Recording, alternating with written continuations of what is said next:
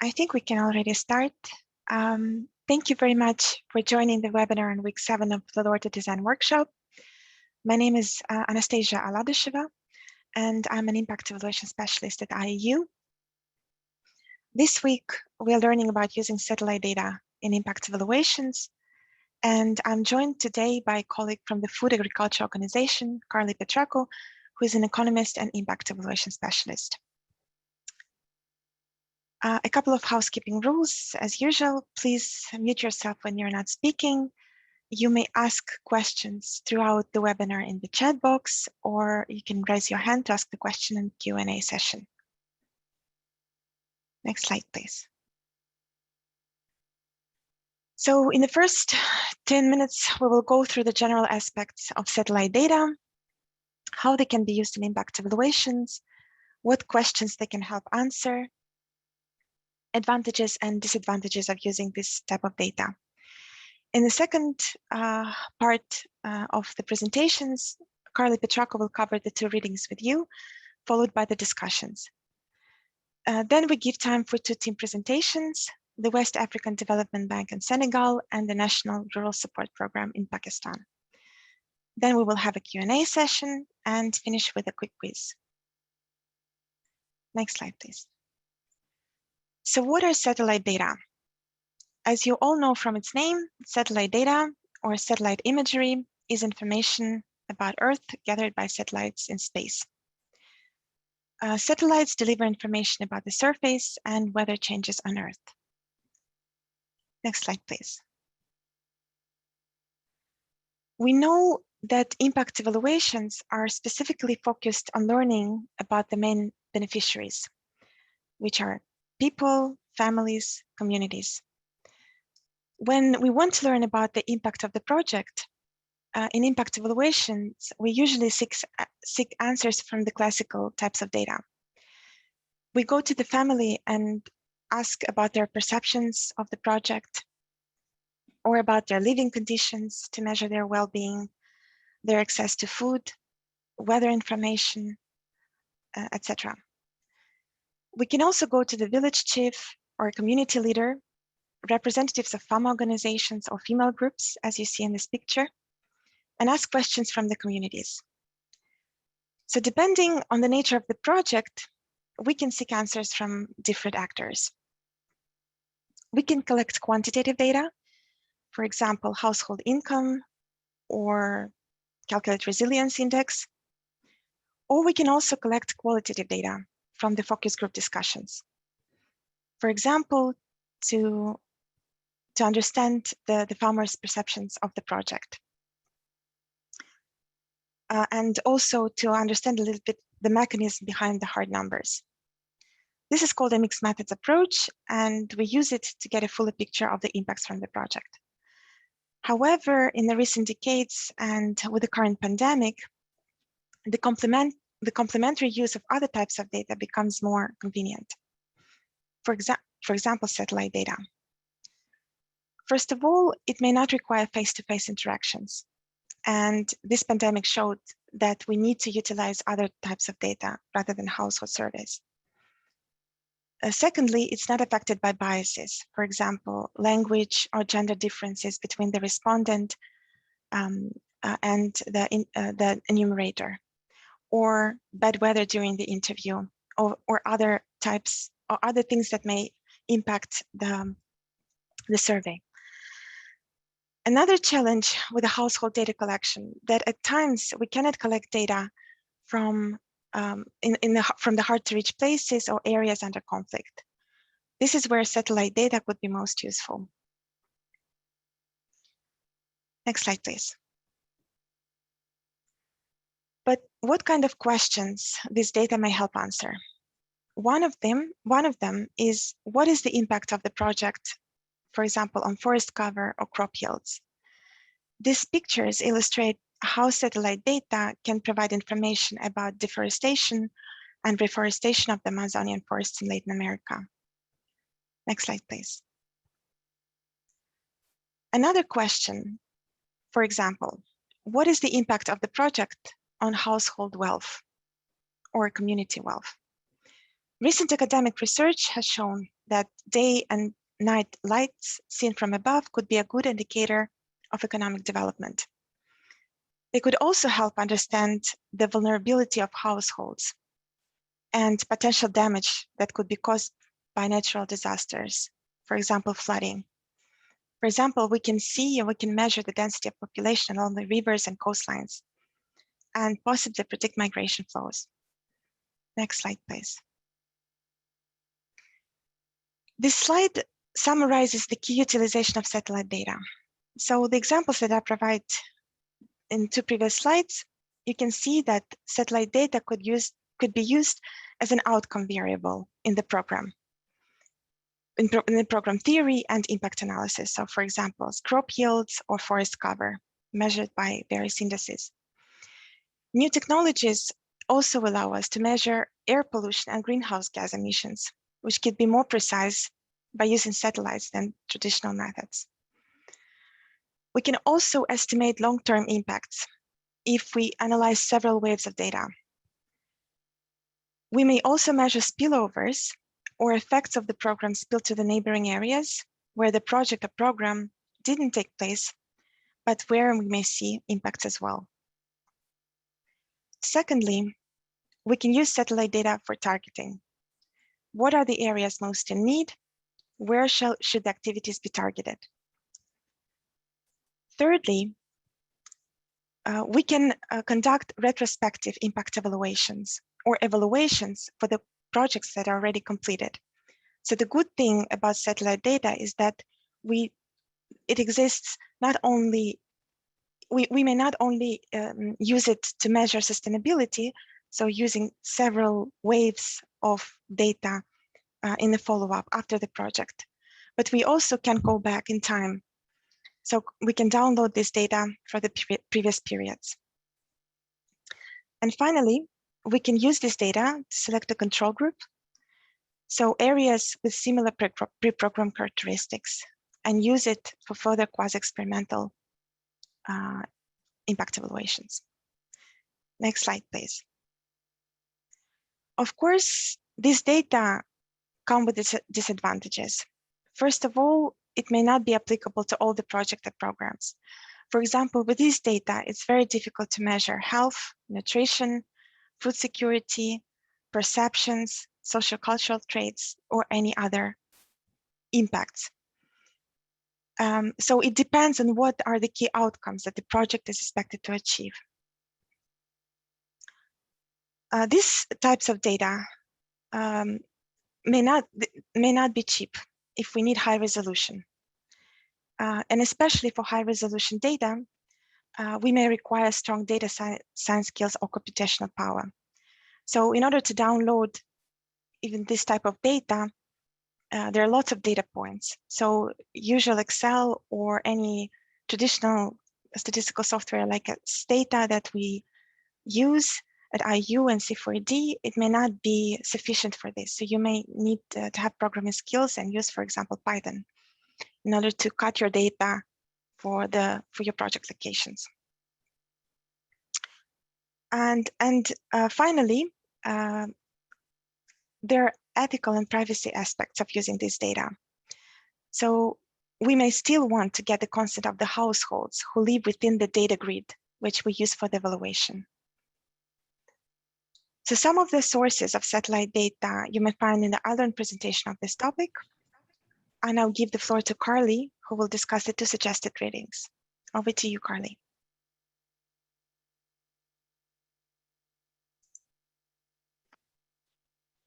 Hi, everyone. Can you hear me? Can you see me? I hope so. All right. Thank you, Anastasia. Good morning, good afternoon, and good evening, everyone. Thank you for joining in today's discussion, especially those of you who are waking up early or staying up late to be with us. My name is Carly Petracco, and I'm an economist at the Food and Agriculture Organization of the United Nations. Excuse me. To start, I'd like to apologize in advance for any baby noises that you might hear in the background.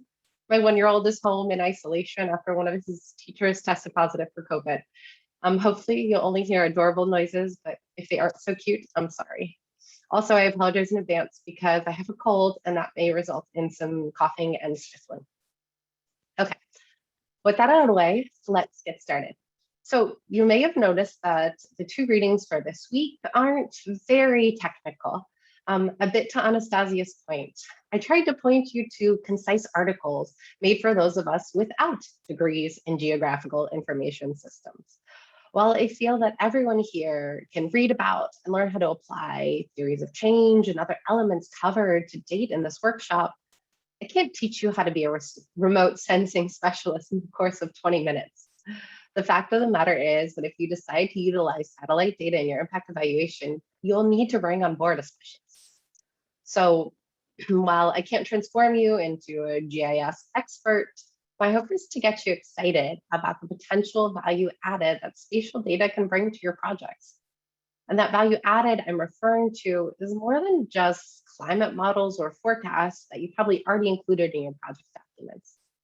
I mean the additional value from measuring either aspects of the project or the impact of the project with satellite data. With that said, I hope that this session will be an opportunity to share your experiences as well with using satellite data to inspire other projects to do so. Next slide, please. Before we get into the readings, I first want to do a bit of defining because there are a lot of terms that get thrown around and I don't feel like they're well defined or their differences highlighted sufficiently. With that in mind, I want to talk about the most pertinent ones. First, satellite data or satellite imagery. These terms will be used interchangeably and they signify information about planets that are gathered by man-made satellites in their orbits.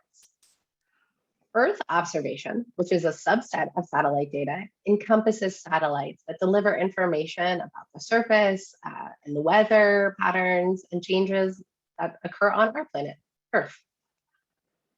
For the next term, I find it easiest to break it down. The remote part means that information is collected about an object or phenomenon without actually having physical contact with that object or phenomenon.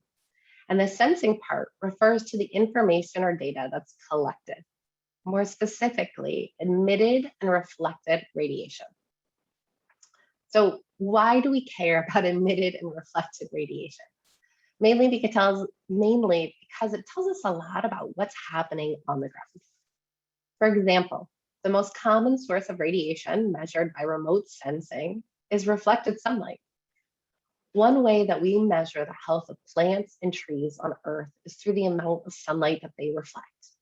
We do this through various indices, one of which is called the Normalized Difference Vegetation Index, NDVI. The NDVI is calculated from the visible and near infrared light reflected by vegetation. Healthy vegetation absorbs most of the visible light that hits it and reflects a large portion of the near infrared light. Unhealthy or sparse vegetation reflects more visible light and less infrared light. So by knowing how much visible and near infrared light is reflected, we can calculate the NDVI, which comes out to a simple number that ranges from -1 to +1. While the NDVI measures light reflected, its value can be affected by a number of factors, including plant photosynthetic activity, biomass, plant and soil moisture, plant stress, among other factors. This is why it's so valuable. Excuse me. Sorry. This is why it's so valuable. With this information, we can look at the temporal aspects and determine if health of vegetation is increasing or decreasing over time. Alternatively, we can have treatment and control areas, and we can look at differences in NDI between treatment and the control. That said, NDVI, it's like all indices. It's imperfect. There are others like the Normalized Difference Moisture Index and a bunch of other ones that I'm not going to name drop here because you might forget or probably will forget. But generally speaking, NDVI is a popular one, and it's also utilized in today's second reading. Okay, now that we've clarified some terms, let's dive into the first reading by UNDP. Next slide, please. So at the end of this month, the COP26 will commence in Glasgow. And in its run-up, we've already started to hear countries making promises about they'll change their behavior to achieve the goals set out under the Paris Agreement. However, the most significant outcome of COP26 will hopefully be the announcement of the new set of NDCs, the nationally determined contributions, by governments from all over the world. And this is where satellite data plays a key role. Satellite data has the ability to aid governments both in their development of NDCs, including providing accurate measures of baseline, and their progress towards these NDCs over time. And while we're now accustomed to seeing satellite images at global, regional, and even national levels, there's value added to using satellite data at the project level. The article goes on to list some of the topics for which it can be used. For example, the UN's Reducing Emissions from Deforestation and Forest Degradation, RED Plus program, develops national forest monitoring systems that use satellite data to collect information on deforestation and afforestation and reforestation efforts. This data is then used as an input into national greenhouse gases inventories.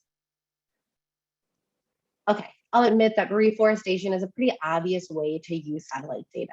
But as we'll see in the second reading, satellite data can be used for more than just environmental measures. Next slide, please. Okay, I apologize, give me just 1 second. Okay, let's look at a couple of visual examples the article provides. The first one is from Cabo Verde and demonstrates how satellite images can be used to track the progress of an afforestation effort. Severe deforestation occurred in the centuries following the colonization of the archipelago in the 1400s. It was only after independence in 1975 that large-scale afforestation began. These satellite images from 2002 and 2014 are from the island of Santiago, and they represent the outcome of an afforestation effort that began in 2002. Next slide, please. Investment in renewable energy sources, such as solar power, is an NDC that can be easily visually detected, especially solar photovoltaic cells.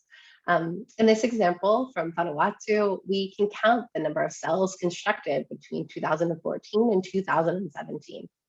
These images play an important role in Vanuatu's NDCs to transition to 100% renewable energy by 2030. Next slide, please.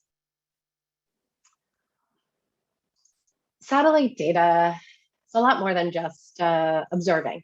That's where the remote sensing portion of things come in.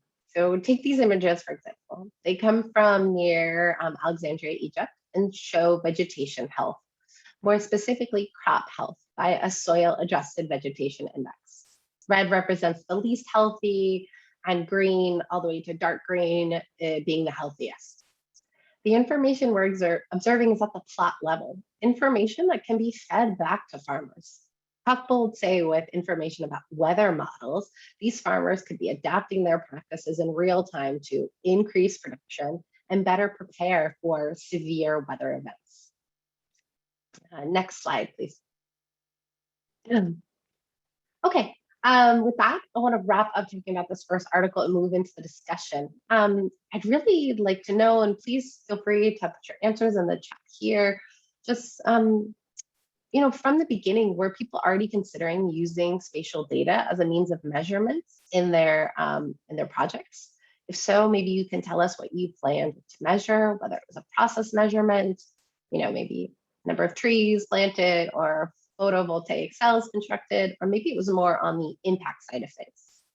And then also, if you weren't originally planning to use spatial data, maybe after today's talk or what you've read and the other videos that you've seen, are you seeing that there's value added from using spatial data in your impact evaluation? Okay, so I'll just give it a couple moments in case anybody wants to respond. Thank you, Carly. If I may follow up with one other point. Thank you very much for the presentation. And maybe some projects you used satellite data for targeting your project. I mean, So the one that I talked about in the recorded session was more on creating the counterfactual. So in this case, what we did is we had a land restoration project occurring in northern Nigeria, and and so this was an ex post evaluation, and we weren't sure how we were going to find our control group, or counterfactual, I should say. Especially because this was an intervention that was occurring at a community level. So in this case, what we did is we had plots of land that had been restored, and what we did is we collected various pieces of data from satellite and remote sensing about soil quality, drainage, different soil health, NDVIs, these sorts of things, even distance to road, distance to city centers. And we created a profile of variables for each of these restoration sites. And then using a remote sensing specialist and some cool algorithms in Google Earth, we were able to then find matching plots of land that looked exactly the same in terms of these characteristics. And then we were able to identify communities around these plots of land and use them as our counterfactual groups. Thank you for sharing this, Carly. We have one question in the chat box. Can we use satellite data to know the number of households using biogas plants? From Dr. Surya Sapkota, ABC. Okay. So that's a good question. I mean, biogas plants. So if we had pretty high resolution data, for looking at maybe something like 50 centimeter data, really depends on the profile of those plants, how big they are. But it could be possible. Yeah, I mean, it really depends. And it depends on how many we expect that these households to have. Do we expect households to have maybe 1 or 2 of these biogas plants? Or could we imagine that they'd probably have closer to something like 20 or 30? We'd also need to understand sort of what their profile looks like compared to the typical surrounding greenery and vegetation. Does it look a lot like common brush plants that are also around houses, or are they pretty distinct? But yeah, that's an interesting one that I hadn't heard of. And yeah, I think you could be using that. I mean, we've been using satellite data to count the number of trees being planted. So there's nothing to say that we can't be doing something similar for biogas plants. Just really depends on sort of their dimension and their profile and how much we can distinguish them from other plants. The other thing to remember is, and I always forget this, is right, we're looking from top down. We don't really we're not getting I mean, it's possible at angles to get 3-dimensional images, but it's quite hard, especially at a plant size. So yeah, it's just something to take into account. As long as they have a pretty distinct profile when you're thinking of looking at it from overhead, I don't see why we couldn't do that. Thank you, Carly. May I ask one follow-up question, if I may? Yeah. Using opportunity that no one else is asking the question at the moment. But would you need to ask a consent if you want to use a very high resolution data? And did you have experience of using satellite data, but also going back to the field and asking consent? How did you do that?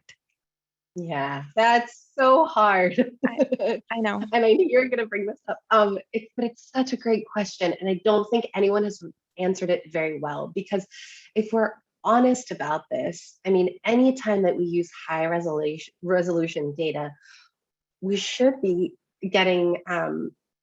asking for the consent of those individuals. Because I imagine if someone was passing over my backyard and counting the number of trees that I had, that I would want them to be asking my consent. Is that occurring? No, because these are privately owned satellites. Most of them, some of them are publicly owned, obviously, by governments that are passing over, and they're constantly collecting this data. So, I mean, it is a really tough question. recently collected some high resolution data using SkySat at 50 centimeter resolution in northern Nigeria. And our hope is we are going to combine that with survey data, and we're going to do some ground truthing. And what we want to be able to do is look at changes in and specifically roofing material over time after restoration occurs. Because in some places it's been shown that changes in roofing materials can be good indicators of wealth, or of household assets, I should say more specifically. And so we are going into those regions, and we are asking these household questionnaires, and we are getting their consent for that information. Are we also asking, can we look at the data that's being collected by a flying, a satellite that's passing overhead? No, we're not doing that to date. Should we be? Probably. Should we all be doing that? Yeah, I mean, it's really hard. The other thing is, I talk about this in the recording, was one of the great things about spatial data is that it also helps us get to remote and difficult to access communities. So what happens if we do need to then saddle ourselves with this consent? Does that then take away some of the advantages? Also, the quickness with which we can react to, say, natural events such as hurricanes or floods or things like that. So I think that was a very muddled answer, because I think there's a lot of gray right now, and it's really difficult. And so if anyone has better opinions, I'd love to hear them, because we're still working on how to resolve it as well too. Thank you, Carly. I think there's also a sensitivity issue if you collect satellite data from northern Nigeria, which is a conflict zone. So how, this could be used there. Exactly. I think that's a great point. And the other thing is, we're obviously trying to use this data in a positive way, but let's take this a little bit further, and let's just say that, okay, we're looking at, the change in roof construction and to see if the wealth of a household is increasing. But what if governments start doing that and start using things like that to see who's avoiding taxes, for example? I mean, there's a lot of ways that it can get pretty nefarious. And I guess, when lots of data is put in the wrong hands, obviously that's always dangerous. So I do think it's a question that needs to keep being asked, and one we need to continue to refine our answers to. Thank you, Carly. We don't see any more questions from the audience. Shall we continue to the second reading and then maybe have a discussion after that? Okay. Yeah, that sounds good. And I would like just to motivate everyone just to maybe raise your hand and ask a question, or not a question, just a comment or any idea you may have. Thank you. Over to you, Carly. Thanks, Anastasia. And I agree. I mean, I had a great talk earlier with Martin and Lisa from SAP 20 about exactly how we could use this, and I had this great idea about that we could be, this is a project in Micronesia, and we could be looking at targeting markets, and how we could be looking maybe at like traffic and counting cars around the markets on like high on peak times. And it was really great because Lisa said, yeah, no, that's not how it works. We don't have a lot of main markets, and on the big islands where we do, they're right next to the road. So, and there's not really a parking lot. So you can't really tell if someone's actually parked to go into the market or if they're just stuck in traffic. So it's just to say that it's really specific. It's very contextually specific. So if anyone's unsure or has some ideas and wants to talk through them, please throw a comment in the chat or raise your hand. Okay, so the next talk, our next reading, this is a blog post on the aid data website, and is a summary of an article published in the Journal of the Association of Environmental and Resource Economists.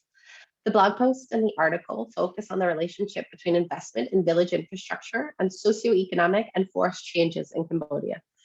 Excuse me. Why is this an interesting and educational context to examine? Mainly because in the literature, we've seen that countries that are recovering from war or instability may be particularly weak in protecting ecosystems. Thus, development efforts may inadvertently harm these vulnerable ecosystems. And that's exactly the situation Cambodia found itself in following the rule of the Khmer Rouge and the Vietnamese occupation period from 1975 to 1993. During this period, local government ceased to function. And with peace came development and susceptibility to deforestation. From 2000 to 2012, Cambodia lost 7% of its tree cover and is currently on pace to lose all of its remaining forests within 20 years. Next slide, please. It's within this context that this impact evaluation occurs and aims to understand the impact that local infrastructure projects have on forests. This is an ex post evaluation of 40,000 local infrastructure projects. This is one of the reasons I love spatial data. And Anastasia mentioned this before. I adore spatial data because even though no one may have thought that this kind of evaluation would occur in 2003 when the project started, the spatial data has already been collected. It's just a matter of tracking down the data and analyzing it. So like I said, 40,000 local infrastructure projects occurring all over Cambodia in 14,000 villages. The vast majority of the projects are around roads, with the money sufficient to construct or upgrade about 1 kilometer of gravel village road. Other projects included construction of irrigation dams and canals or water supply systems. An important element that allows this ex post evaluation to occur is with regards to how each village was selected for the project. The money for each project came from the national government and was given at the communal level, with the communes being comprised of about 8 villages. Then, each year, the commune council decided by consensus which of the villages would receive the money and for what project. This last aspect is of importance because neither qualitative nor quantitative analysis on any relationship between how villages were selected and things like the wealth of the village, or more importantly, preceding changes in forest conditions. Next slide, please. So at this point, things are looking good. We've got thousands of projects across the country, and the allocation appears to be exogenous or outcome bearing. So what else do we need? Well, we need to know where the projects are. Luckily, that's exactly what the researchers had access to. The program's database contained the administrative data collected on every infrastructure project, including GPS coordinates. Unfortunately, coordinates were not collected along the entire linear route of a road or irrigation canal, but they do have a point along it that is connected to an associated village. So we know what they did and where they did it. Now we need to measure impact. For that, the researchers focused on NDVI and the change in forest cover, utilizing the forest change data set. We already talked about the NDVI, so what about the forest change data set? The forest change data set examines a pixel of satellite data, and if that pixel is 25% or more covered in forest, then it's considered forest.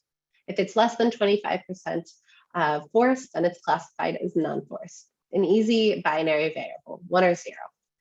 These pixels are defined for each year from 2000. And what that allows researchers to do is identify exactly the year that a 30 by 30 meter pixel of satellite data goes from being forested to non-forested in Cambodia. Next slide, please. So how does this all work in practice? I don't want to spend too much time on how they technically accomplish the measures, but I think it's interesting and cool. So I'm going to try for a brief summary. Looking at portion A of the figure, you can see a 1 kilometer block comprised of 9 roughly 30 by 30 meter squares. For this example, let's focus on the middle square. Once the unit of observation, this being the middle square, was identified, the researchers drew a 5 kilometer radius around the square and identified any projects that fell within the 5 kilometer radius. You can see this in portions B and C of the figure. You can also see, so you can see this in portions B and C, and then you can see the years where projects actually occurred and the ones that fell within the 5 kilometer radius. Those are considered treatments. That's in portion C of the figure. You can also see in portion D that there are projects that fell just outside of the 5 kilometer radius, which are thus excluded. So essentially we're talking about, okay, did this village, did this one little square of 30 by 30 meters have a an infrastructure project occur during the span of this project, which lasted from 2003 to 2019. And it wasn't just whether or not and when they had an infrastructure project, it's how many they had. So we're also looking at the intensity of these infrastructure projects. So what did the researchers find? They found that exposure to infrastructure projects defined as those falling within that 5-kilometer radius did not lead to a worsening of forest conditions as measured by the NDVI or the forest classification. In fact, for irrigation projects, they found that they actually improved forest conditions. The researchers state that this is most likely because of the expanded and differentiated economic opportunities that irrigation provides. In terms of roads, they did identify negative impacts, but only in the most densely forested area. And interestingly enough, the conditions of the forest actually improved in less densely forested areas. So on the whole, we found no impact. Next slide, please.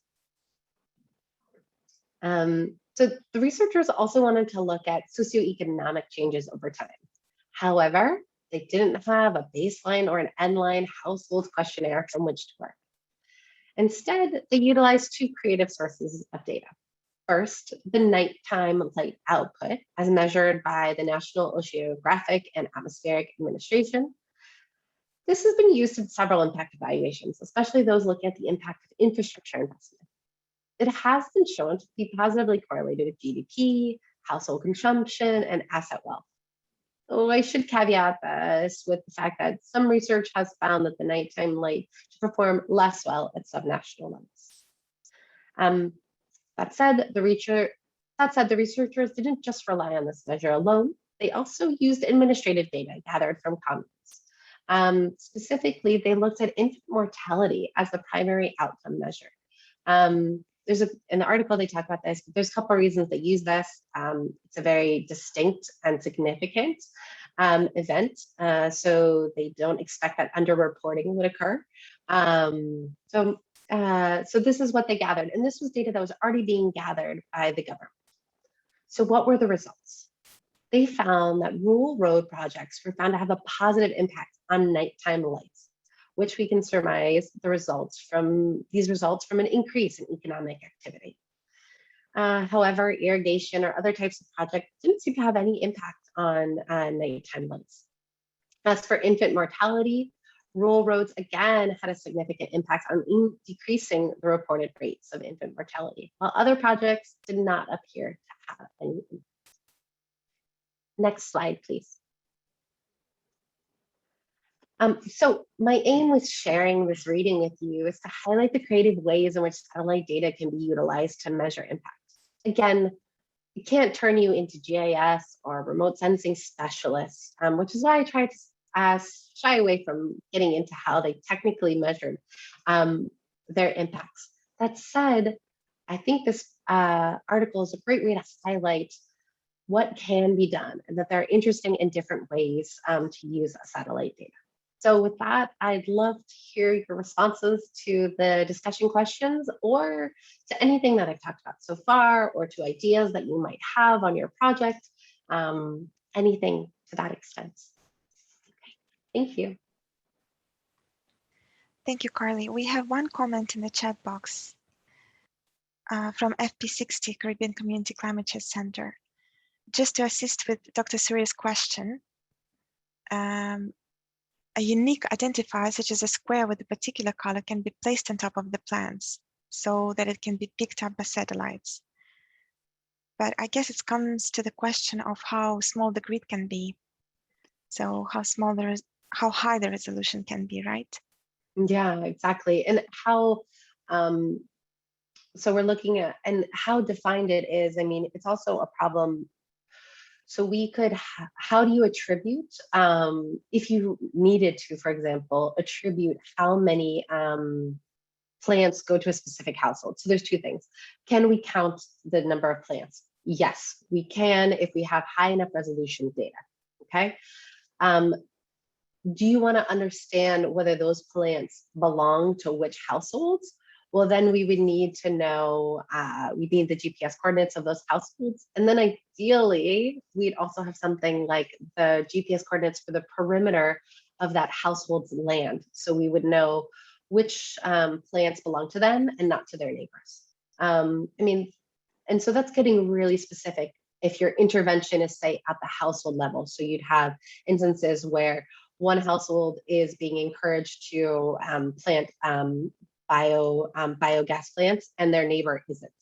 But if this is happening, say, at the community level, and you don't need to make that distinction, yeah, as long as we have high enough resolution data, we should be able to count those plants.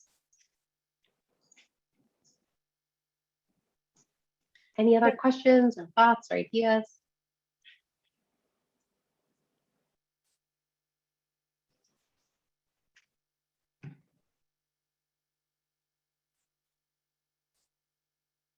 I think it's very useful to have the resources, to use the resources that you already have, like administrative data.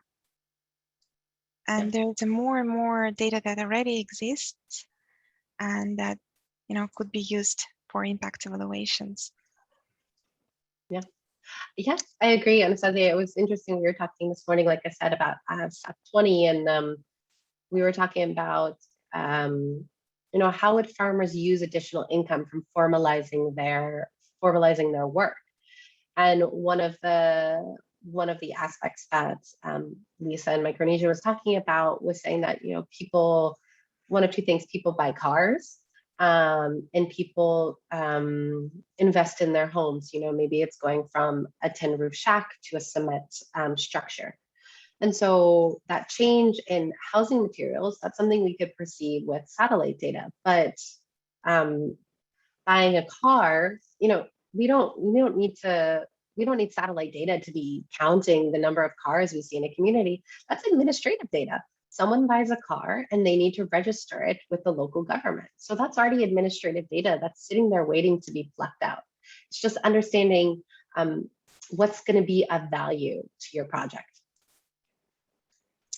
Yes, I agree. Thank you, Carly. We have two more questions in the chat box. Mm-hmm. One question is again from Dr. Surya. Are satellite data freely available? And if not, how we can get it? Okay, great question. So Google Earth, you can get 10-meter resolution data. It's just there, sitting there, and you can get it going back, I think till about 2015 at least. So that's just there, out there for you. And that's 10-meter resolution data. Then we've got things like going down to 3-meter resolution data. And so there's a combination. So a lot of the 3-meter resolution data, you've got that being collected by organizations like NASA and the European Space Agency. The European Space Agency has a lot of great initiatives to get governments, to get researchers, universities access to this kind of data. So definitely there are free ways to get a hold of this data for sure. I mentioned a couple of them at the end of the recording. So if you didn't get a chance to look at that, I would highly recommend just skipping to the end, and I mentioned some of these. Also, some of the big players like Planet, who's collecting, you know, some of this 50-centimeter resolution data, they have quite a few initiatives with various partner governments, but also on their own, of being able to give access to this data to governments, to researchers, especially those who are looking at issues related to climate change. So it is definitely possible for you to be accessing this kind of data, and it costing you hopefully nothing. If you want to start talking about how much it costs, and I think this goes to Peter Christopher's next point, or Vincent Peters, how cost effective are these methods? Well, if you want to outright buy, say, some of this 50-centimeter to very high resolution data, you're looking at something from high to very high, anywhere between about $4 to $10 per square kilometer. And so that starts piling up real quick. But again, I want to go back and say that all of these organizations have different ways that researchers, that governments can access their data for free. So please, before you start getting scared about that number, when you take $10 and you start timesing that by the 2,000 square kilometers that are in your restoration project, for example, there are these opportunities to access free data. So yes, definitely take advantage of those. And I will say, yeah, going back to that cost effectiveness. I mean, FAO has a couple of LOAs or different partnerships with, say, Planet, for example, where we get access to these satellites. And in that case, I mean, the budget really is for the remote sensing specialists to then utilize the data. And so we're not actually paying for collecting that data. So I think that's maybe the place to focus on more, because when you're paying for every square kilometer of data, especially high resolution, it adds up very quickly. That said, not every project needs high resolution data. You know, a lot of projects go on Google Earth, you will be surprised at how much you can see, maybe a little nervous about how much you can see with 10-meter resolution data. And a lot of it can still be really helpful. Oh, lots more questions are coming in. Anastasia, okay. Yeah, data sources, Google Earth Engine, thank you, and OpenStreetMaps. Would you like to read yeah, the yes. question? Yeah. Trying to keep track of where we are. Yes. Yeah. So a question from Peter Christopher, how one can budget on collection and analysis of this data? So it comes back to the price. Yeah. Part of that. So the collection, like I said, I mean, Oshala, you can access free data. So in that, but like I said, you're looking at somewhere between about $4 to $10 per square kilometer. The analysis of this data, I mean, that really depends on where you are and your access to GIS and remote sensing experts. And this connects a little bit to someone's next question that I see. So this the second reading comes from AID Data. AID Data is a great organization. They're out of they're from the William and Mary University in the United States, and they focus on doing impact evaluations with spatial data. So I highly recommend everyone check them out. And if you have the chance to connect with them, they're doing very cool, very interesting things. And they're always excited to get it, hear about more questions and more projects and more collaborations. So I'm just going to sort of pimp them out to everyone, because I think the work that they do is really good. That said, they actually have a platform on their within their website where you can download some of this data, and it comes to you in Excel spreadsheets. So it's really easy to be working with it. And if maybe, say, you use Stata already, you can obviously easily import it into Stata, but even if you just want to use it in Excel, and that'll give you, you know, per pixel information, and they've got things like GDP, rainfall, but they've also got these NDVIs. It's a set of data, so you won't be able to go in there and ask them to go collect new data for you. But the things that they do have collected are incredibly useful. So I would look at that. And in that case, you wouldn't necessarily need a GIS or remote sensing expert. For collecting this kind of data from Landsat or from Planet or from European Space Agency, they're going to come to you in a forum where, yeah, you're going to be needing someone who knows what they're doing.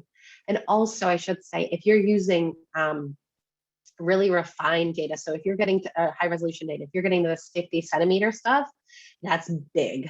That's really big. So you're going to need someone who knows their way around this data and how to use it. Because like Anastasia mentioned before, you might need to chop up the data in different ways to even just have the computing power to be able to analyze this. So yeah, more questions. I'm very Yes. excited about all of these questions. Thank you, Another everyone. Another question from Peter Christopher. In collecting this spatial data, what could be the baseline information sources? I think we already mentioned. Yeah, exactly. Okay, more questions. Yes. And I hope that Peter Christopher, if it didn't answer your question, please, if you haven't already answered it, please write again and follow up in the chat. One question from Sergio Lopez, SAP 023. Hi, Carly, great presentation. What are your thoughts about monitoring soil health or carbon stocks using satellite data? Great questions. Well, thank you first for the comments. And then, yeah, of course, definitely. This is a great one because I mean, what's our traditional way of monitoring soil health? We're going in and we're taking soil samples and then we're moving, kilos and kilos of soil back to a central location where we can then do analysis. So definitely, we can monitor soil health. I think I mentioned it earlier. There was a soil adjusted index, which that has to do more with like the health of the plants, but connected to in filtering out some noise from the soil. But yes, there are different measures and different ways and different satellites that look at soil health. So yeah, we can definitely be doing that. And carbon stocks. So, I mean, we can't exactly measure carbon stocks just through satellite data, just like we can't do that now, but we obviously, we talk about soil health, then we talk about how many trees that we have, and then we can make estimations via how many trees that we have of how much carbon that they're capturing. So yes, satellite data can be very useful in both of these instances. We have one comment, no audio from Carly, but I think I hear you very well. Oh no, I'm sorry. I think I was hearing you pretty well, so probably, okay. Yeah. Okay. We have one question again from Peter Christopher. These are very useful data indeed. Although when it comes to data analysis, there are costs to be incurred for projects like GCF. Can we budget special data for projects monitoring purposes? That's a good question. I will leave that to I'll leave that one to you, Anastasia. Thank you. Yes, it relates to our internal GCF things. So as far as I understand, so for example, monitoring greenhouse gas emissions. So this is part of the part of the monitoring plan that the projects may have. So if this is the goal, greenhouse gas emission reduction, so this is part of the monitoring plan. But I would assume that there are traditional ways right now of measuring those. So I'm not sure that the special data is used for that at the moment. But I think through time, there might be developments and, that could be used instead of the traditional ways of measuring those. So I can't answer this question from the impact evaluation perspective because I'm coming from the different unit, IEU, not from the monitoring unit. But I think it's a very good question, and I'm pretty sure that this will be developed in the future. Do we have more questions? Don't think we have more comments or questions. So shall we move now to the, do we have a 5 minutes break at the moment? Yes. So we take a 5 minutes break and then we continue with the project presentations. Thank you very much, Carly. Thank you.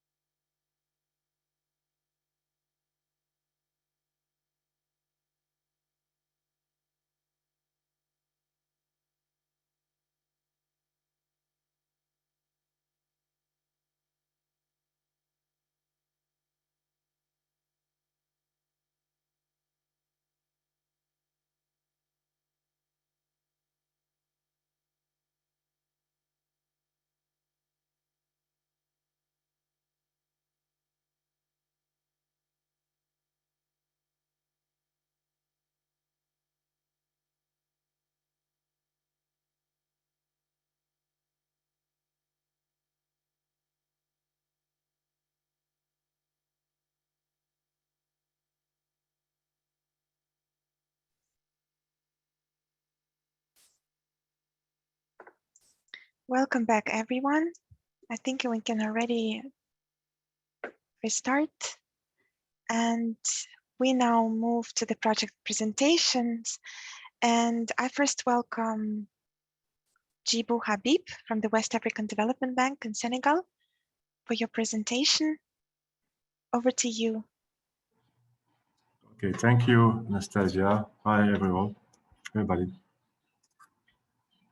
So we are going to present the project FP 138, Solar Rural Electrification Project in Senegal by the West African Development Bank. So this project is part of a vast program led by the government of Senegal in order to achieve universal energy access by 2025. So the project has been supported by the GCF fund and is still at the beginning stage of its implementation. So BOAD, as an accredited agency of GCF, act as a co-founder. BOAD also fund the project, and also as a focal point in terms of monitoring of the implementation of the project. That is done. So the implementation is done by the Rural Electrification Agency of Senegal. So the project consists to provide rural households access to modern solar powered mini grids in 1,000 of isolated villages. These villages have been chosen based on the electrification rates between 10 and 20% compared to an average electrification rate of 42% in the whole country and 70% in the big cities, like in the capital, Senegal. Other elements of on which those villages have been chosen are the density of the population, the level of social basic infrastructure, and the distance to current energy sources. So regarding the theory of change of this project, we have as an input the installation of mini grids that lead to access to electricity by rural communities in 1,000 of villages. So here the assumptions are the awareness of the population. So we will do a lot of sensitization, and people are willing and knowing how to apply for mini grids. Sufficient equipment for good quality and infrastructure is maintained. So as an outcome, we have a productive use of energy, and with the assumption of the affordability of the cost of the energy compared to the other sources that people are currently using. The households have required resources to implement these activities, and as expected impact are an income diversification and also a reduction of carbon emission. So here the assumptions are the substitution of previous sources of energy, for instance, biomass and diesel, no longer use of diesel, and access of energy enables to the development of new activities such as agriculture due to access of irrigation. So as you can see, is quite simple theory of change for this project. We can move to next slide. So as I said, the project is at the beginning of its implementation. So we've think about which kind of how we could use this non-experimental method. So we do believe that we can use the spatial data to measure outcomes, some outcomes like the impact on tree cutting. So as we've said we would like to people to switch from some current source of energy like firewood, and that will have an impact on the reduction of tree cutting. So we will also we also have the GIS information, geographical information system information, on the vegetation cover that we could also monitor. For areas with a clear forest area, we can distinguish between free areas and other type of land using indicators such as NDIV, which has been just presented in the lecture. And for areas where trees are sparse, it may be, for instance, difficult to distinguish between trees and crop fields without higher level of resolution. So we just also talk about that. So about the impact on cropland area, the use of energy will allow people to have access to greater use of irrigation. So the GIS information on vegetation cover during the dry season could be used as a proxy could be used to proxy the irrigated cropland of area. So why in the dry season? Because in the rainy season, so crops will receive the natural water coming from the rain. So there can be some noise here that we would like to avoid. So regarding the impact on air pollution, there are recent developments in the way to measure air pollution using satellite images. So, however, it's still technical, but it may not be applicable at the resolution of interest and definitely require GIS experts.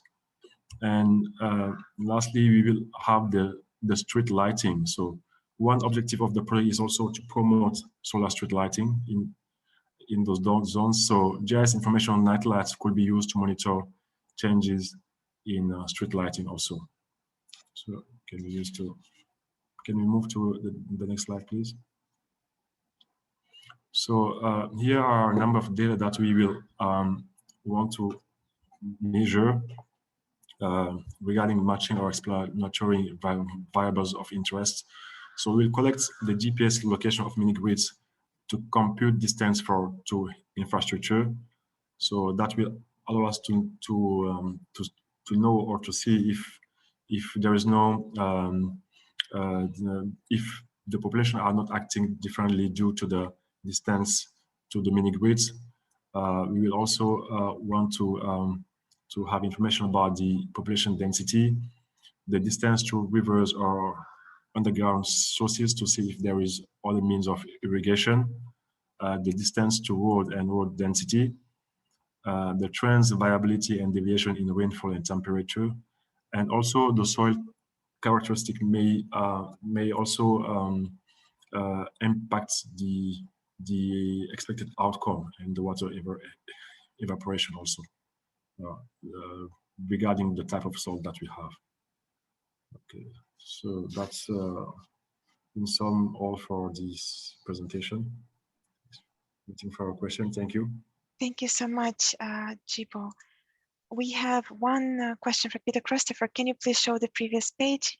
I think this is to Deborah. Can you please switch to the first, I think, theory of change, if I understand correctly? Can I ask two questions, Jibo? One is on the project locations. So you mentioned, so it's outside the capital area. Yeah. So these are rural areas of Senegal. Yeah, and sure. How many villages are these?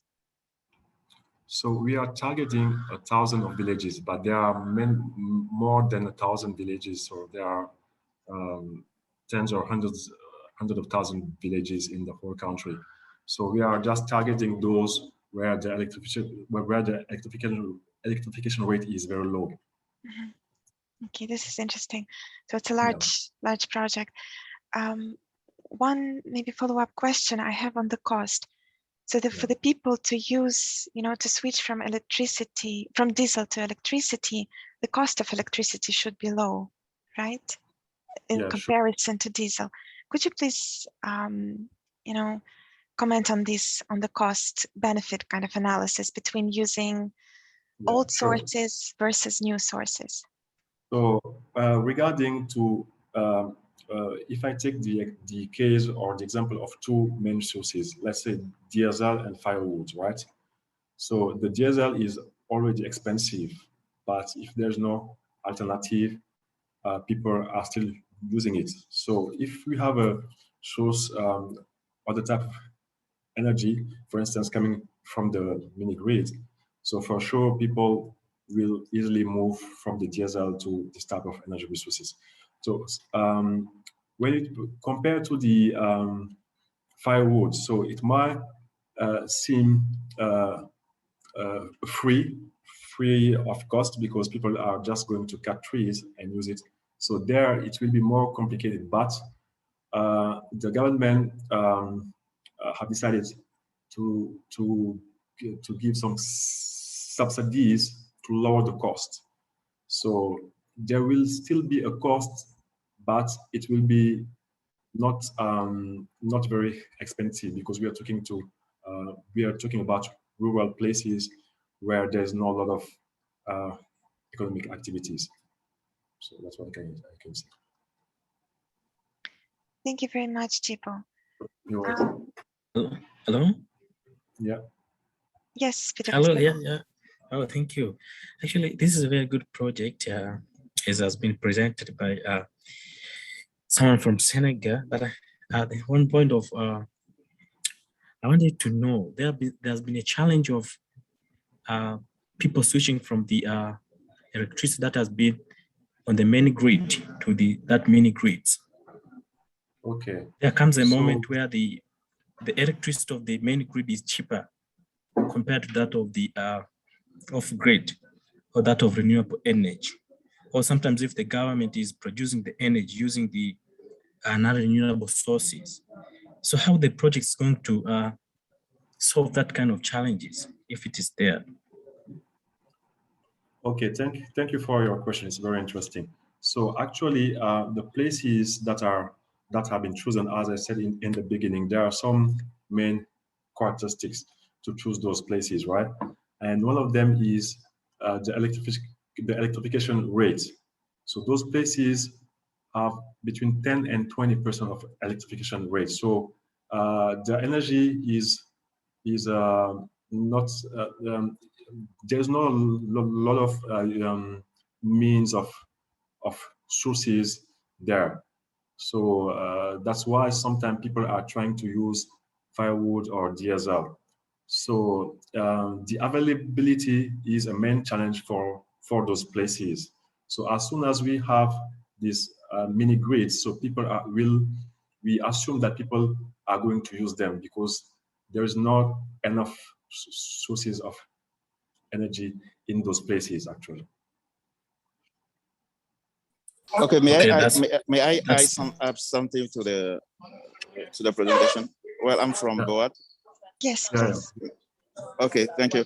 For the use of firewood, the fact is that the government is taking some regulation laws to forbid the cutting of the trees in order to protect the environmental resources. So Senegal is one of the countries also in West Africa, which is a Sahel country, where we do not have enough resources, forest resources. So the government is very keen to protect those resources available. And that's why they are taking the laws to protect those forests. So that's why we are assuming that in next years, it won't be possible to continue to use the firewood. Thank you. Actually, that's a good intervention. When the government actually intervene in that, in that perspective, I think that one would also, that one would force most of the communities actually to turn to using the such kind of renewable energies. That's a good initiative. Thank you. Thank you very much, everyone. Do we have any more questions, comments to the project presentation? I just wanted to jump in and say, oh, sorry. Apologies, please go ahead. Maybe one point about maybe one more question to the presenter. Will it be, actually, will it the project enabled the rural communities particularly to access water from the grounds, because there have been challenging when you go to most of the African rural communities, there have been the problem of water scarcity, and the problem is caused by the lack of reliable energies, particularly to pump the water from the underground. We also, the project actually assessed the rural communities to access water from the ground, particularly using the solar energy. Yeah, if I understand the question. So mainly because there is, as you said, water sources that people are using, like boreholes and stuff like that. So they need to pump the water from the underground. So they will be able to use from manual pumping right now, to use due to the access of energy, to use an automatic way of pumping water from the underground. So that water can be used for irrigation, as we said, or for just common use of their daily life. If I may add something to that also, is that on the ground, actually, people use motor pump for irrigation. So those motor pump are used to function with diesel. So the cost also will be lower with the availability of the energy source from the renewable energies, which is the solar. That is very important, that the project will help access water from the ground. Thank you very much. That's perfect. Thank you. Thank you very much. We have one raised hand from Surya, and then give floor to Carly. That's okay. Surya, please go ahead. Yeah. Thank you very much for the presentations. What are the potential sources of productive use of energy in Senegal? That is my question. Can you come again, please? I can't hear you. What are the potentials of productive use of energy in Senegal? The potential use of energy, right? Yeah. Okay, so as we mentioned first, it's the target are places where there is a very low access to energy. And in those rural places, the main economic activity is based on agriculture. So energy will facilitate the irrigation and the development of the agriculture will create more income diversification activities, right? Yeah, sure. Trade will also come, and the other use of energy sources will be regarding the infrastructure. There are some local basic infrastructure in the domain of health, for instance, that need to use a reliable energy. So people will have a better improve access to those infrastructure, social basic infrastructure. Thank you. And may I add something also to that? The use of energy, you have this component on the productive use of energy. We target also the use of machine, sewing machine.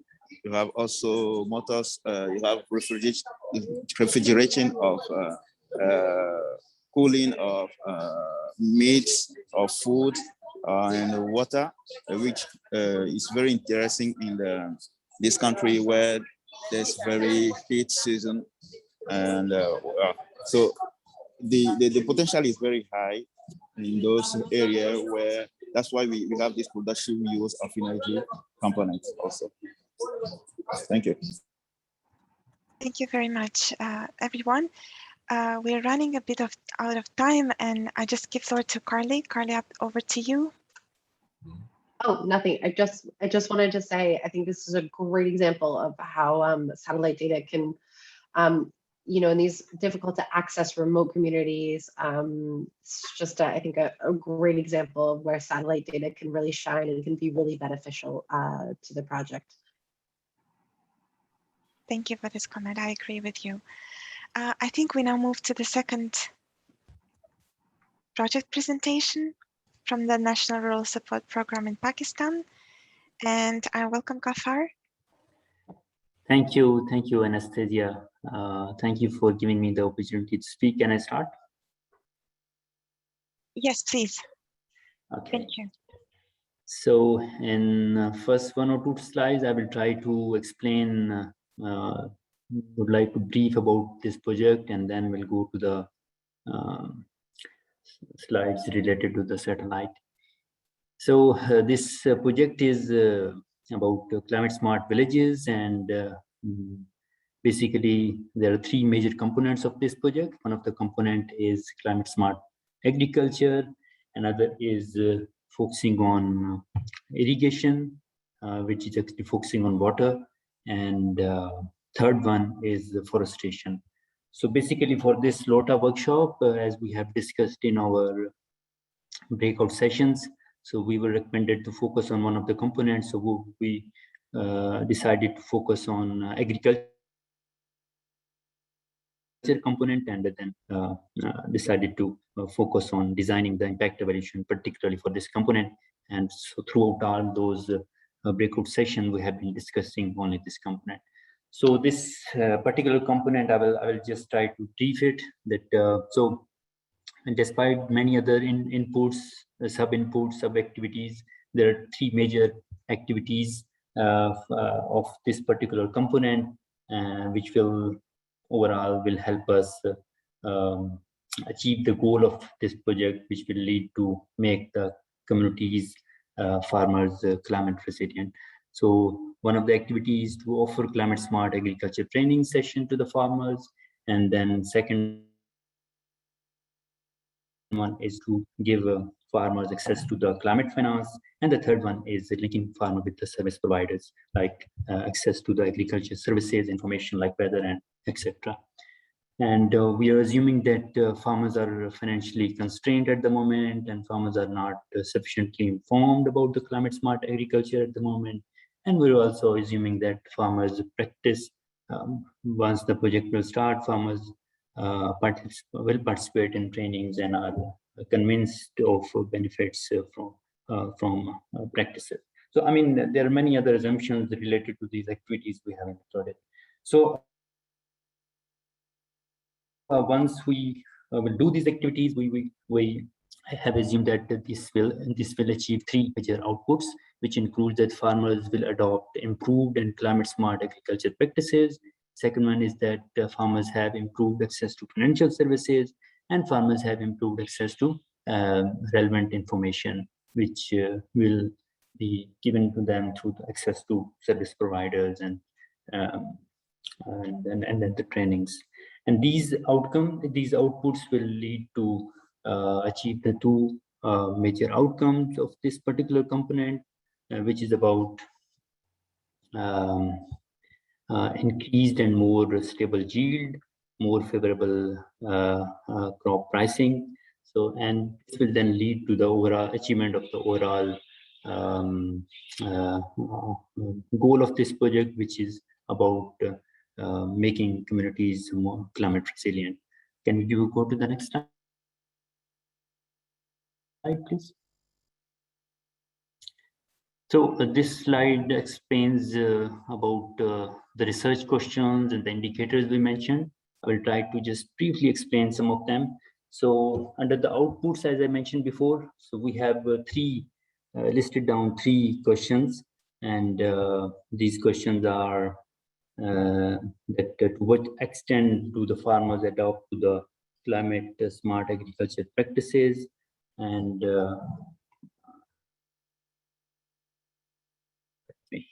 to what extent farmers have access to financial services, and to what extent farmers have access to better information. And to measure these questions, we also have included some of the relevant indicators, I would say the smart indicators. So I can mention some of them. For example, the first question is that to what extent farmers adopt climate smart agriculture practices. To measure this, we have included that, we can measure this through by the indicators like share of farmers utilizing at least one or plus climate smart agriculture practices, number of farmers, number of CSA, climate smart agriculture practices used by the farmers, and number of or share of area of land on which CSA practices are being adopted. So these kind of indicators we have added to measure the questions under the output. So under the outcome, we also have 3 questions, and which states that to what extent do the project activities or the activities contribute to the higher yield, higher agriculture investment, and higher price. So this price doesn't directly link to the inflation, but it's about that this project will lead to give farmers have access to the better income, better price of their produce. So the relevant indicators were added into it. So these questions will help us achieve the goal of this project, and we have an overall question for this impact evaluation, which states that to what extent the training, the financial services, the linkages will help make communities resilient to the impact of climate change. So can you go to the next slide? So this is a slide related to the satellite data, on which I'm not expert, but I will try to communicate whatever the situation is at the moment and what we plan to do. So basically, just to let you know, this is not a approved project, not even at the project level stage, but this is at the concept note stage. This project has been discussed a couple of times by the GCF teams and given us the feedback. So right now we have been struggling to address the comments and suggestions from GCF, and we have also been facing some data related issues because the area where we want to work for those areas, we don't have the data available in the country. For example, if we were looking for to access the data for rainfall and heat temperature for those particular villages and areas, and once we approached relevant departments of government, we were not able to access reliable data. Reliable in a mean that because GCF requires 30 years of data to develop a climate rational. So we were not able to get the 30 years of data and for some areas. So we have been discussing with the government we might be changing the geographical scope of the area, but things are being discussed at the moment. So at the moment, we don't have years and years of data, but at least 5-6 years of data on different indicators is available, and various type of data is available. For example, different data on different indicators like temperature, rain, poverty profiles, data on different socio-economic conditions of the people and farmers over there. And now because the project is focusing on farmers and agriculture, so data related to production, crops, patterns, and related data is also available. So we believe that whatever else is available, this will help us to identify the control group. And what need to be collected, we plan to do the detailed household surveys, and as I mentioned, that project is focusing on agriculture and farmers, so detailed survey related to the agriculture components and farmers, basic information related to the farmers like the crops and their land holding and access to water, and some other information will be collected. We plan to do it. And as to get advantage from the satellite data, we also plan to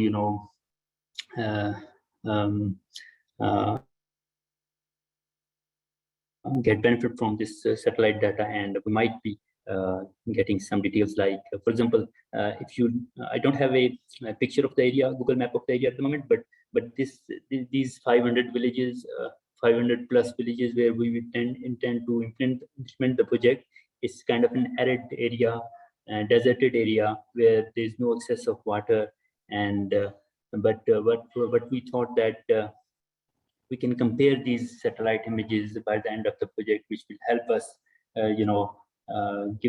help us, measure or study the impact to see that what is the change in the vegetation cover, what is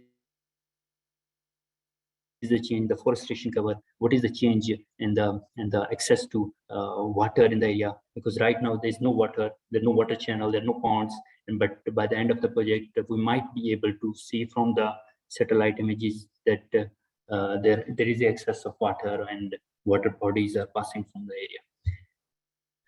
Now, can you go to the next slide? So in the beginning, we were trying to focus on only one component of this project, which is the agriculture component. But during discussion, we thought that it is good to add the forestation component to see the impact, because these satellite images will help us, study very well about what is the change of forestation in the area. Because right now, as I mentioned, that if you see from the satellite images, it's totally barren land, and what we plan to do is we have a separate component which would focus on forestation, and by the end of the project, I mean, if you would see from the satellite, you would see a good change, and that would be a good comparison to Maya. And so we have added another question into it. So, which is what is the percentage change in the forestation cover? So this is kind of a slight change into our impact design. So this is it. I mean, there is a lot to do, as I have been listening to the presentations from Carly, and Anastasia has been discussing, and Habib was also mentioning many things. So there is a lot to do. I believe we are at the concept note stage, and I believe that once we move forward and once we will reach to the proposal development stage, and we will, in the meantime, will be engaging experts which will be helping us include some more important things into it, and plan in a way that which would help us measure the impact of this project very well. Thank you. Thank you very much, Kafar, for the presentation. We have one question from the chat box from Peter Christopher. Can you please share the tentative budget and timeline on spatial data collection? As I understood, it's yet in the plans, but could you please elaborate on this, Kafar? Well, total project budget of this project is initially it was $20 million, but it's got complicated because when we submitted the first concept note, it was about 5,000 villages we wanted to target, and then once we got a first feedback from GCF, GCF asked us to reduce the geographical scope, come up with a kind of a pilot, or reduce the number of villages. And once we reduce it, then government asked us to, expand the geographical coverage of this particular project in other provinces, in each and every province. So things are quite complicated, but right now the total project budget of this project would be 50 million, which is actually the cap of our organization as an accredited entity of GCF. And what was the second question? What is the name of the project? Name of the project, yeah, okay. So it is Climate Smart Villages. So the short name is Climate Smart Villages. So what we idea is that we will do 3 major components. We'll do forestation, we will do climate smart agriculture practices or activities into this project, and also do the irrigation, water, try to resolve the water problems as well. So idea is to do these services and implement these services, give communities access to these project services and make those villages, declare those villages by the end of the project as climate smart villages. Thank you very much, Gafar, for addressing the questions. If I may, I have one question. Whether these villages are located in mountainous areas or on flat areas, and how vegetation is different from mountainous areas of Pakistan to the low elevation areas. Okay. How so you planning to measure? Okay. So this area being target is not the mountain area, and so this is part of the province called Punjab, and so in Punjab normally the vegetation is very good, but there are some parts of Punjab where where there are issues of problem. I mean, farmers don't have access, people or farmers communities don't have access to sufficient water, and due to these issues and due to some other issues, climate issues like temperature and rainfalls and some other issues, these areas are not doesn't have a good vegetation cover, and so they are considered as arid or rain-fed areas. And so that is why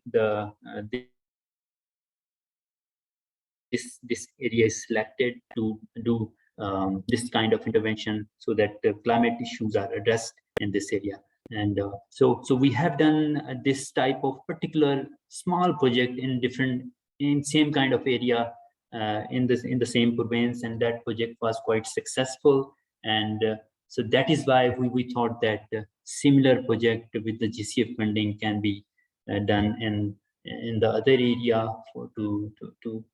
is kind of a replication of a pilot which we have already done. Yeah. Thank you very much, Gafar, for addressing all the questions and for your presentation. We're running a bit of time. Hello? Yes, please. Hello? Yes, please. Yes, this is again Peter from CRDB. I wanted to have more clarification from the presenter, how these group and livestock insurance work. This is very interesting. It actually, we have a project here in Tanzania that has been approved by a Green Climate Fund recently, and one of the components that actually we are going to introduce is crop insurance to our smallholder farmers. Can you a bit explain? I would like to hear, particularly on livestock insurance, how is it going to work?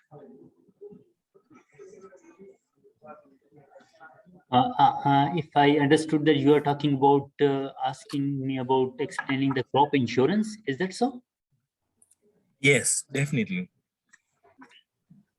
So as an organization, I mean, we have implemented the crop insurance related projects before, and it was kind of a pilot project we have done, I guess, 3+ years before. It was funded by Government of Pakistan, and we had implemented it. Idea behind that project was that to test the crop insurance for particularly communities which are usually affected by the floods. And that project was kind of successful, but the government had to, implement it on scale later on, but it was not implemented. I don't know, mostly probably due to the funding or some other constraints. Normally government when changes, they don't implement, but particularly if I talk about this project, this Climate Smart Village project, we have included a crop insurance component into this project, and this will be done. Okay, so are you going actually ideally how going to use the private, I mean the insurance companies provide I mean who will be paying the premiums? I'm just looking at the modality. Actually it's new to me, and actually I wanted to hear a lot from you if actually you have that experience. That's it. Okay, but that particular project was not actually implemented by me, but I don't have information right now with me. But if you can share an email with me, I can give you the details of the model which we have implemented. But right now, for this particular project, we have been planning to include an insurance component into it. For that, modalities has to be decided. But for the previous project we have implemented, I can share some information with you. You can share the email address with me. Oh, that's very good. Actually, I'll share the email recently, right? I mean, awesome. Okay, thank you very much, Peter and Gafar. We now have to move to the Q&A session.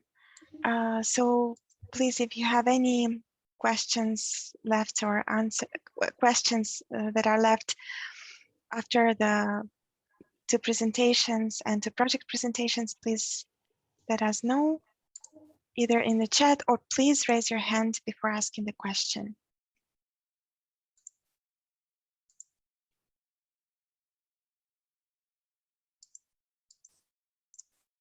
So I think we have a very lively discussions both in the reading section and the project presentations. So I would suggest, and we're also running late in time, it's getting quite late in Korea.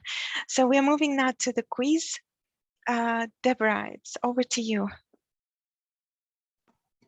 Thank you very much, Anastasia. And it's great to hear everyone's lively interactions today. It's such a great topic. And the quiz information is on the screen now. The code, as usual, you can go to menti.com. You can use the QR code that's available just to make things a bit easier to use it on your device, on your handheld device. The code is 5732 5704. It'll also be available in the chat box as usual. And one more time, it's 5732 5704. And so we'll give it just a couple more seconds to allow everyone to be able to join.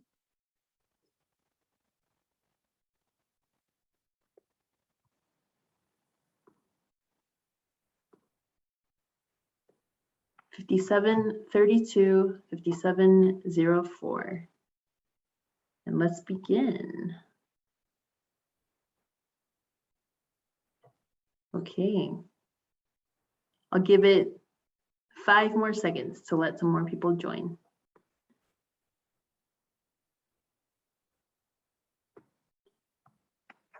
All right, only 12 people are ready for the competition, but we'll begin. Question number 1 says, there are many uses for satellite data. What is a key factor to be attentive of? Is it the ethical and privacy related standards, or the need for computational and analytical capacity? Or maybe that many indicators cannot always be covered just by use of satellite data, or all of the above? Let's see where the competitors are. Okay, most of you say all of the above. Congratulations. This leaderboard is always exciting. Great. Okay, Earthman is in the lead, followed by closely by some other competitors. Question number 2. How does satellite imagery support the impact evaluation of a program?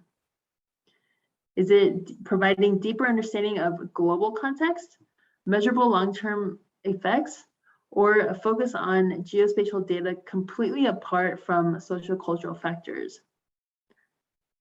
And the answer is measurable long-term effects. This one was close. Okay, let's see how that leaderboard is doing. Annabella was quite fast this time, as well as Carlos. All right, great. Question number 3, we're almost there. The third question says, true or false? Geospatial data is the highest preferred replacement for traditional data collection methods. As you can see, the options are quite simple. True or false? Is it the highest preferred replacement for traditional data collection methods? This was covered in iLearn as well as today. Those who selected false are correct. Congratulations. Earthman is staying in the lead. Oh, looks like you had some great competition on speed though. Okay, this is the final question. Remember that speed really builds points. The cost of high quality satellite data must be carefully planned before project implementation. Is this statement true because high quality images and data must only be planned in advance? Or is it false because high quality satellite data is worth the competitive cost? Or is it true because satellite data costs can easily surpass the budget estimates, or false because high quality data is available at very low cost? Okay, we have quite a variety of answers. The answer is that high quality satellite data is available at very low cost, or actually for free. There's a lot of high quality available for free. All right, who is the winner this week? Earthman is staying pretty consistent. Congratulations, Earthman. Would you like to reveal yourself so we can congratulate you?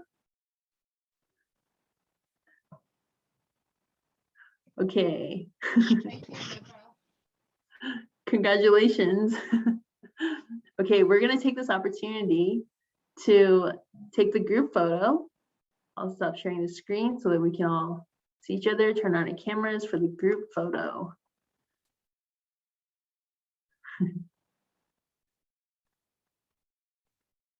And just a couple more seconds. 5, 4, 3, 2, and 1. And we'll do one more shot. 3, 2, and 1. Great. Thank you very much, everyone. And back to you, Anastasia. Thank you very much, Deborah. And thank you very much for turning on your cameras. It was really nice to see you all. So now we finish. Thank you very much to all the speakers. Oh, please mute yourself. Thank you. So thank you very much to all the speakers. And we'll see you at the breakout session and next Monday. Thank you very much.